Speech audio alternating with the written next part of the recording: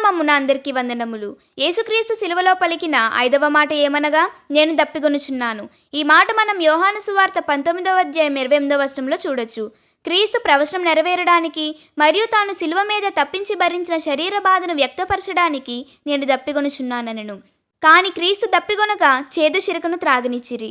కానీ మనం బాగా పరిశీలిస్తే క్రీస్తులో శరీర దాహము కన్నా ఆత్మదాహమే ఎంతో ఉంది. నశించిపోతున్న ఆత్మలను తిరిగి రక్షించాలనే దాహం, అలానే లోకంలో పడి లోకాశలతో నిండి ఉన్న వారిని దేవుని వైపు తిప్పాలనే దప్పిక క్రీస్తుకు చాలా ఉంది.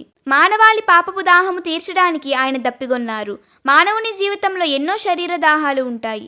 ఉదాహరణకి ధనం సంపాదించాలనే దాహం, ఆస్తులు అంతస్తులు కావాలనే తృష్ణ, ఇలాంటివి మరెన్నో లోకదాహాలు ప్రతి మనిషి హృదయాలలో నాటుకుని ఉన్నాయి. ఆ వ్యర్థ దాహాలను మానవుని జీవితంలో నుంచి తొలగించాలని క్రీస్తు ఆ శిలువలో మన నిమిత్తం దప్పిగొన్నారు. ఆయన దప్పిగొనుచున్నప్పటికీ కూడా ఎవరైతే తనను విశ్వసించి దేవునిలో జీవిస్తారో వారికి జీవజలాన్ని ఇస్తానని సెలవిచ్చారు.